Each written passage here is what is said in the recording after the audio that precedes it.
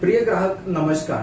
आज मी आपल्या समोर घेऊन येत आहे महाराष्ट्रामध्येच नव्हे तर पूर्ण भारतभर चालणारा सर्वात चांगला बिझनेस। त्या बिझनेसचं नाव आहे पशुखाद्य म्हणजे आपला कॅटल फीड प्रोसेसिंग प्लांट। तर मित्रांनो, हा अतिशय जबरदस्त बिझनेस आहे आणि खूप चालणारा आहे। या महाराष्ट्रातील जे माझे युवक आहेत, तरुण आहेत, या तरुणांसाठी हा अतिशय चांगला बिझनेस आहे। हा प्रत्येक भागामध्ये चालतो, याचं रॉ मटेरियल पण प्रत्येक भागामध्ये अवेलेबल आहे। त्यामुळे जे माझे नवीन युवक आहेत त्यांनी हा बिझनेस चालू करावा असं मी त्यांना गाईड करेल, कारण की हा चांगला प्रॉफिटवाला बिझनेस आहे आणि हा खूप कमी खर्चामध्ये बिझनेस चालू होतो। यासाठी जागा पण खूप कमी लागते, यासाठी रॉ मटेरियल पण जे आहे ते इझिली अवेलेबल आहे।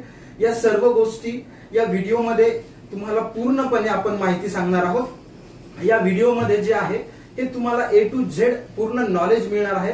मित्रांनो, माझी तुम्हाला विनंती आहे की हा व्हिडिओ तुम्ही पूर्ण बघा, कारण की अर्धवट नॉलेज हे माणसाला कधी पण धोकादायक असते। त्यामुळे मी याच्यामध्ये स्टेप बाय स्टेप तुम्हाला पूर्ण सांगतोय।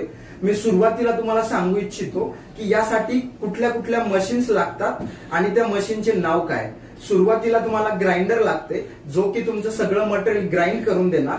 त्यानंतर तुम्हाला मिक्सर लागते, जो की तुमचं सगळं मटेरियल मिक्स करून देणार। आणि नंतर तुम्हाला तिसरा मशीन जो आहे तो पॅलेट मशीन लागतो, जो की तुमचा फीड बनवून देतो। याच्यामध्ये तुमचा फीड जो आहे 4 mm, 6 mm, 8 mm अशा वेगवेगळ्या प्रकारचा बनतो।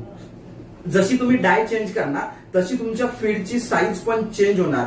आणि मित्रांनो, सगळ्यात महत्वाची गोष्ट म्हणजे या मशीन मधनं तुमचे 3 प्रकारचे फीड बनतात। एक तुमचं पशुखाद्य, एक तुमचं कोंबडी खाद्य आणि एक तुम्हाला जे पश्चिम महाराष्ट्रामध्ये ज्याला वालीस किंवा भरडा म्हणतात, अशा प्रकारे हे 3 प्रॉडक्ट याच्यामध्ये बनणार।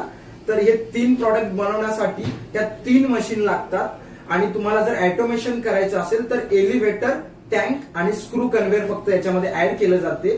आणि राहिली गोष्ट रॉ मटेरियलची, तर मी सांगतोय तुम्हाला रॉ मटेरियल कुठलं कुठलं लागणार। याच्यामध्ये सोयाबीन, मक्का, गहू, DRB, DOC, मोलॅसिस किंवा तुमचं आपल्या गुळाचं पाणी, अशा प्रकारे जे काही तुम्हाला लागणारे रॉ मटेरियल आहेत हे तुम्हाला तुमच्या इझिली जो एरिया आहे तुमचा त्या एरियामध्ये हे अवेलेबल होतील।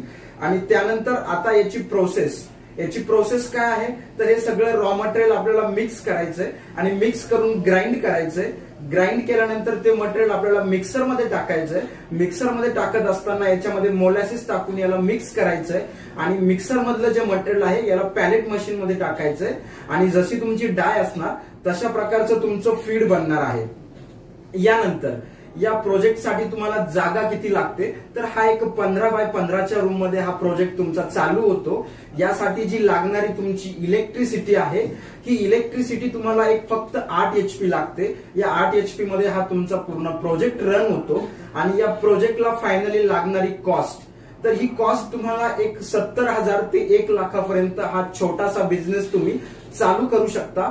अशा प्रकारे ही माझी महाराष्ट्रातील तरुणांना विनंती आहे की जास्त शिक्षण घेण्यापेक्षा हा एक छोटासा ऍग्रीकल्चरल करून आपण हा एक छोटासा बिझनेस चालू करू शकता।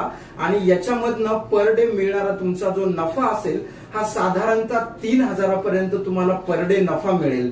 अशा प्रकारे हा एकदम चांगला आणि खूप खूप प्रॉफिटेबल बिझनेस आहे।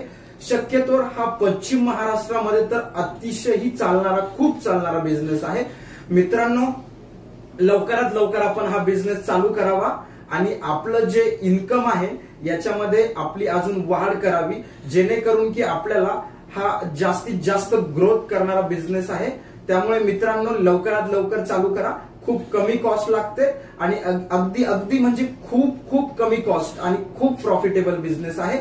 तर मित्रांनो, आता मी तुम्हाला दाखवत आहे पूर्ण रनिंग प्लांट। तर बघा, ग्राइंडर कसं वर्क करते, मिक्सर कसं वर्क करते आणि पॅलेट मशीन कसं वर्क करते, या 3ही मशीन मी तुम्हाला आता लाईव्ह दाखवत आहे। तर मित्रांनो, मी तुमचा खूप कमी वेळ वाया घालता लगेच तुम्हाला प्लांटकडे घेऊन जातो। चला आपण जाऊया।